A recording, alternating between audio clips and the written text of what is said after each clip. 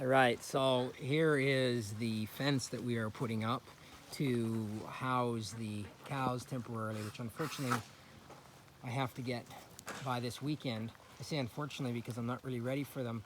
The seller called me and said that they keep escaping and her husband has had a heart attack and that I need to come and get them sooner rather than later. My stock trailer is not repaired. My fence is not built. I'm waiting for hinges to show up to put gates. When you live in Alaska and you order things, it can take forever to get here. They didn't even ship them for 10 days, it seems.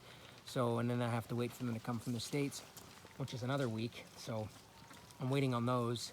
I'm hoping to have all this done by the end of the day, Friday.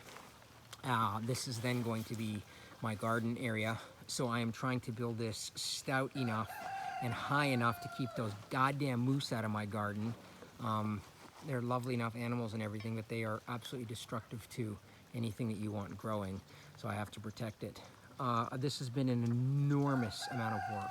It doesn't look like much looking at this, but this represents weeks of full-time work to get to this point.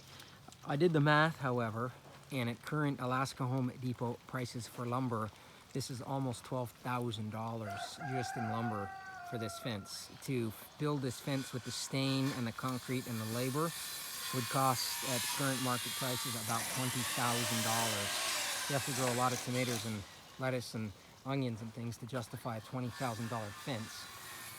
That being said, it didn't cost me nearly that because I'm lucky enough to have the spruce and I've already paid for the sawmill.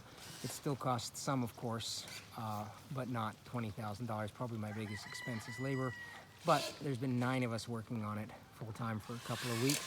And again, it doesn't look like it, but to go get the trees from the woods and turn them into finished processed lumber, to treat the bottom of the post by burning and the diesel and the post sleeves, to set all the post holes, concrete, make all the lumber, stain all the lumber, takes a lot of time. And I fully believe that lumber should be stained or painted before it goes on a fence. I've never understood why people don't do that. Then you're missing surfaces. You're gonna have raw wood touching raw wood, and it never looks as neat and as clean as having a pre-stained fence being put together.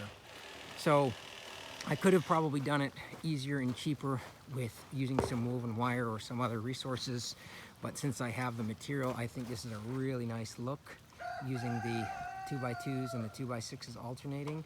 And it's been horrifically raining here for the last few days. The ducks are loving it. They're about the only ones, just pouring with rain constantly, so it's slowed us down a little bit. But that's what we've managed to accomplish, and I'm hoping to have it done here within a few days because there's going to be some Haiti keys, or at least one Haiti key in here, hopefully by the end of the week. So that's what we're doing. Get back to it.